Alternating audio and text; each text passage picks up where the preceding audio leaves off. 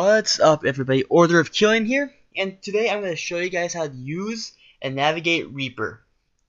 Okay, to start off, I'm going to show you how to insert a track. You right click right here, you right click here, and you click insert new track, and you get this track here. You can resize this track, vertically and horizontally. See here, horizontally to your liking. And now this is how you insert a channel or a track that already has a virtual instrument on it. You right click on this side, you click insert virtual instrument on new track. Click that, and once this loads, okay, now you click the plugin you want. I'm gonna choose Massive because it's my favorite plugin. And yes, I actually bought Massive because I do not like pirating. I like supporting the devs, and yeah, please don't get into a debate in the comments section about pirating and whatnot. That's not the point of this tutorial. Okay, so I have Massive up here. That's how you insert a track with a virtual instrument already loaded. So let's just X out of this. Okay. And now this is how you insert multiple tracks. You right click on this side, you click insert multiple tracks, and then you can choose how many tracks you want. Like if you want 3 tracks, 10 tracks, whatever. You can also name it like like this, and you press OK, and boom. I specified, let's see here, 3, 12, 11, 10. I specified, I think, 9 tracks, and this is what I got. So let's just delete those. Okay. And now, now I'm going to show you how to get this down here, this master bus here, up here. So you right click here and you click show master track, click that, and then this appears right here on the side. And from here you can do volume automations, which I won't get into in this tutorial. That is for a different tutorial, because this is going to be multiple parts, because there's no way I'll be able to explain how to use Reaper all in one episode, because there's so many different features, features upon features. So that's how you insert the tracks, Let's see here. Is that everything? Yes, that is everything. That's how you insert tracks. And now, let's say you wanted to insert an object, like right here. Like for MIDI, for example. So let's say you want to insert MIDI. You click on the track you want it to be inserted in. Then you click the insert button up here. Click that. Then you click new MIDI item. Click that, and you get an empty MIDI object where you can edit and whatnot. And now let's say you wanted to insert a sample. So you click the track you want the sample to be in, just like the MIDI, the empty MIDI object. You press insert and media file. And then you can choose a sample. Here I have a sample thing loaded up here. Let's insert this, and from here, you can play it. So like this. So yeah, pretty straightforward. Just insert a new track. Okay. You can also insert an empty item, which I use a lot, personally, for say like, if I don't like how the ending cuts off like abruptly, like I want the reverb to go on a bit, I will insert an empty item and, adjust it, like place it to my liking, Just probably a different way to do this, but I like doing it this way because it's like visual and I can see exactly what's going on. Also, for an empty item, you can take notes, which I don't know why you do that, because you can insert notes up here, which I'll show you in a later episode. So that's how you insert an empty item. Let's see here. Yeah, I have no idea what. Let's see here. I have no clue what this stuff is, so I'm not going to screw with that.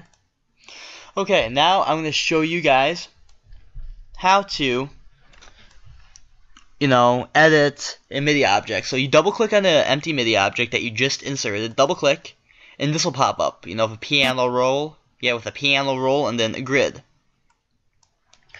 Okay, this is how you put in like a note. So you put your mouse cursor over the, what's it called? Grid.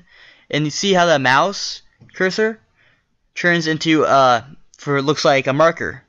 Then you click on the grid and a note will appear. So like this.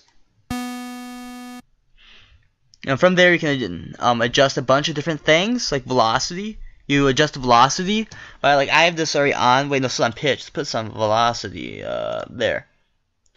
Okay, so this is how you adjust velocity. Velocity is basically how hard the notes play. It's sort of like on a piano. You know how notes are played differently?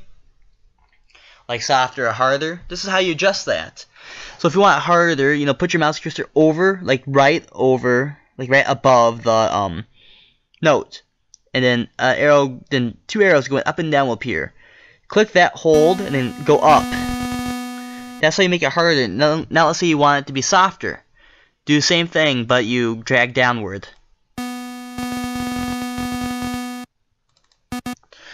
So that is how you adjust velocity and whatnot. Okay, and also up here, you can, you know, toggle the snap to grid if you want on or off. Right now I have it on because I find it really easy to edit with. But if it's like if the note ends at a weird interval on the grid and you want to snap two tracks together, they won't snap correctly if you have snap on. So it's sort of like traction control on the car, sort of like, you know, I think it's a good analogy. Yeah, it's like traction control on the car. So let's turn this off real fast.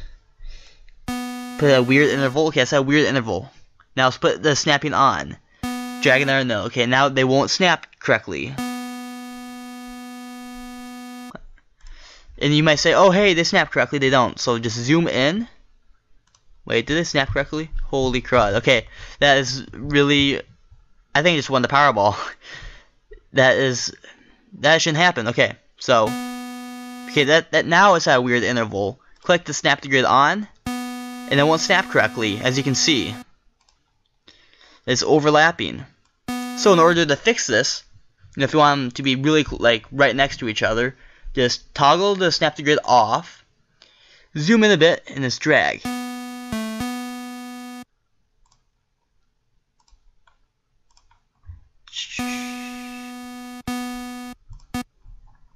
Basically, yeah, they're basically snapped together now.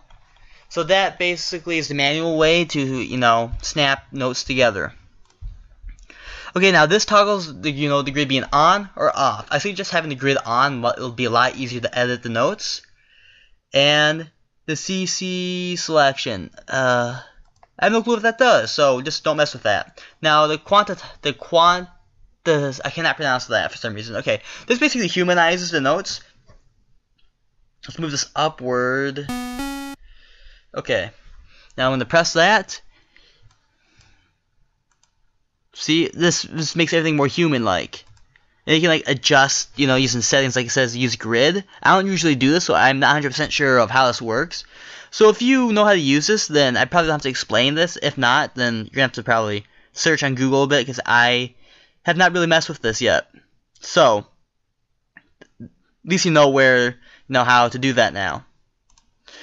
And now filter. Ooh, what is this? Okay, let's not mess with that. Let's turn that off. Yeah, I don't usually use much up here for some reason. Also, this is how you can dock the editor, like I have my mixer docked right now. So let's dock the MIDI editor, click it, and boom, it gets docked on the side. And if I remember correctly, you can move this around a bit. Let's see if I can move it. Oh shoot, yeah, there we go. Like you click here, you know, where there's like a little line-ish thing. If I remember correctly, you can like move this around, or trying to remember how to move it around, but you can surely move it around, you know, each docking section, which I find, you know, be really helpful depending on what you're doing. So let's just undock this, because yeah, I don't usually dock it for whatever reason. So yeah, that is how you do all this stuff up here. Now let's say you wanted to make the object longer without, you know, have it repeat itself over and over again like that. So to increase the actual length and not have it repeat itself, find the end of the MIDI thing here, zoom in, and then wait, it's not it. Where is it? A second. Okay, there we go. It's right here. So it ends right here, and when you put your cursor by it, it'll have a grid with two arrows going right and left. Click that, and then, you know, move it a bit until you see this dark line.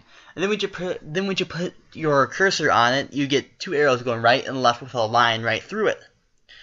And this is how you actually increase the length and not have it repeat itself. So click it, drag to your desired length, and boom, as you can see, here, what was going on when I was moving it, it moves.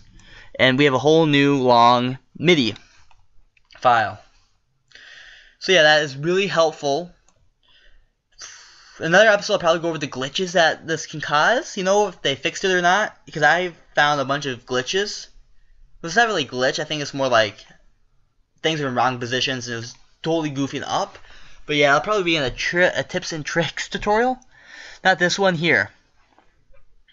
Okay, now I'm going to show you how to dock and undock the mixer. So just exit out. You can, remove a docked item by pressing the X button. That's probably on the left-hand side or somewhere on the bottom of the actual docked item. So click it, and boom, it goes away. Also, I hope I'm making sense because I sometimes tend to speak really fast, So please excuse me if I have, I try not to talk really fast, but, it happens time to time. So yeah, like I was saying, if you want to dock the mixer, you go up to, I haven't really done this lately. I believe where is it? Track. Because you usually only have to do it once. You don't have to do it again. So I'm trying to remember. Okay, there we go. Go to view. And then you'll have all this stuff here, like Docker, Mixer, Floating Mixer, Master, Monitoring, FX, and every single thing you can even think of. So, this is how you dock it. Click the Mixer button. Boom, it comes up. And this, you can also insert other things, like the Floating Mixer Master, and this will just make that float. Which I usually don't do, but if you have like a different separate screen, it'll probably be handy. Now, you can also dock Monitoring FX. Okay, wait, never mind. I have no clue what it is. Okay, you can't dock Monitoring FX, but it's basically I think it monitors like... Okay, you know it monitors FX, but I'm not 100% sure what it actually monitors. Well, let's not do that. I'm trying to look for like the grouping and grouping matrix. Render. Okay, grouping matrix. Click here, and it docks it. This is where you can group all your tracks. Like, Reaper has a grouping function, which I have not really used. So, that'll probably be in a different tutorial, so I can figure out how it works before I tell all you guys. So let's just exit out of the grouping master, grouping matrix. And you can also add a routing, if I remember, yeah, routing matrix, and boom. This is how you can see all the routing that's going on. You can also route this way if you wanted to, but there's an easier way, which I'll tell you how to do in another episode. So get out of that.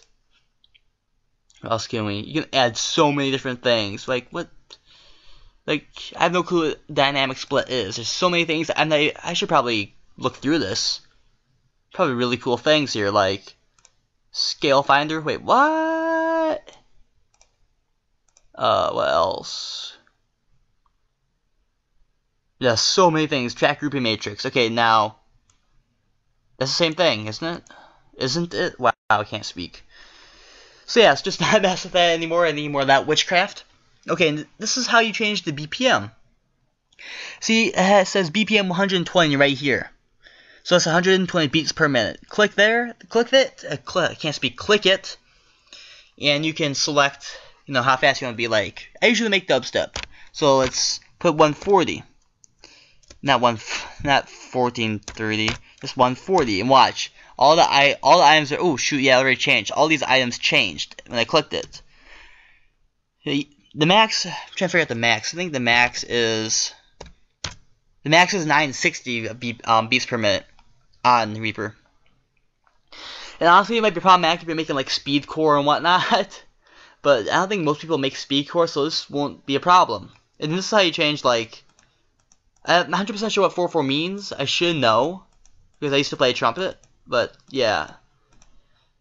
Let's not mess with that. Usually 4/4 is basically the default for electronic dance music, or bass music. I like calling it bass music. Sounds a lot better that way.